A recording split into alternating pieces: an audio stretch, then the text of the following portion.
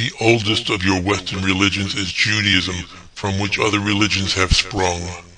The roots of Judaism can be traced to a covenant through which God formed a permanent relationship with the Jews. This was through the prophet Abraham, who is seen as the patriarch of the Jewish people, and then the prophet Moses, who was given the Torah, law, on Mount Sinai by God. These great leaders who, in their attempts to explain creation, set the foundation which following generations interpreted in light of the times. The followers of Judaism believe there is one universal God, and has revealed himself through the prophets Abraham and Moses.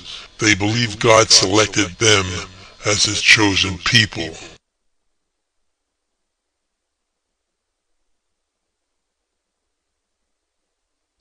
I do not intervene in the lives of people on earth. I expect these great Jewish prophets believed in their hearts that God revealed himself to them. These were powerful leaders, and as often happened, these leaders attribute powers and gifts to themselves that were never present. I have never revealed myself to anyone on earth until now. I have never chosen the Jews to be my people, but in truth, they are certainly among my people, as are all people on earth. The Jewish laws were good and necessary for the people and the times. Any society or community requires laws or rules for the purpose of establishing order and boundaries within the community. This is necessary and right. Were it not for this, the most powerful would dominate the less powerful. Even with these laws, the most aggressive or desperate people work outside the rules of society. They get with power or deceitfulness what they cannot get by contributing to the betterment of society through their hard labors. Jews look forward to God's kingdom being established on earth and await the coming of the Messiah. I am here to reveal that I have always been here in the form you cannot recognize. The wait for a living, breathing embodiment of God is a futile one, since I am omnipresent. The Messiah that the Jews were waiting for did come for those followers of Christianity. What do we know of the life of this Messiah named Jesus Christ? His life on earth was avowed in the scriptures of the New Testament. This was revealed to us by four of his followers, John, Mark, Luke, and Matthew. The entire foundation of Christianity is based on the writings of these four men. Many others who remained Jews after witnessing the teachings of the acts of Jesus were not persuaded to follow. Some believe that Christianity began with a mythical Christ. I am aware that the historian Josephus made reference to Jesus outside the Holy Scriptures, but historians disclose little else about him. Some believe that the myth of Jesus took extraordinary power and developed into the explanation that people were seeking to enlighten them about their own origins and destiny. Through missionary work, spreading the word of Jesus, and through war, Christianity has become the largest religion in the world today. Those who even today, 2,000 years after the events of the life of Jesus, believe the total veracity of the New Testament must rely on their faith and belief in those expressed truths. This is not a bad thing. I am not a jealous God and welcome any faith that advances the cause of righteous living. The animosity and possessiveness of competing belief systems have all but destroyed the benefits of religion. I am here as creator of all life to state, as I have done repeatedly herein, that I have never communicated or revealed myself to anyone on earth. Though I say this, I extol the teachings of Jesus Christ.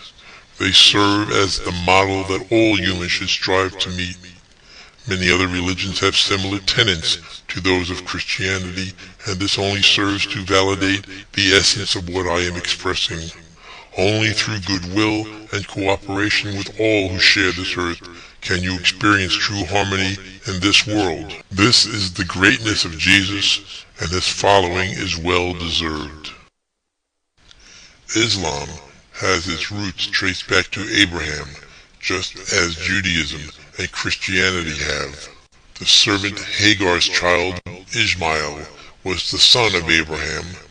This legitimizes the claim that people inhabiting this region where Muhammad lived were descendants of Abraham, and gives credence to Muhammad's claim to be a prophet of God. It was in Mecca that a relatively unknown man named Muhammad, born into a lower clan, began to preach a new religion. Muhammad informed his closest relatives that he had been asked by the voice of God to recite a new message to the world. At first, Muhammad kept this message private among his closest relatives. Later, they would persuade him to carry his revelation to a wider audience. These recitations, which Muhammad would later come to consider being the voice of an intermediary of God, would form the heart and soul of Islam, the Quran, or recitation. I have not spoken or revealed myself to Muhammad, nor any other human on earth. Muhammad's message was as powerful as his conviction, and the spread of Islam was begun. The teachings of Islam are totally correct in their claim that there is only one God. This God is the God of Arab and non-Arab alike. This God is the God of dark-skinned people and fair-skinned people.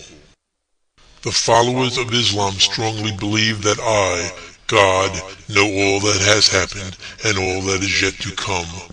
They believe that I am in control of man's destiny.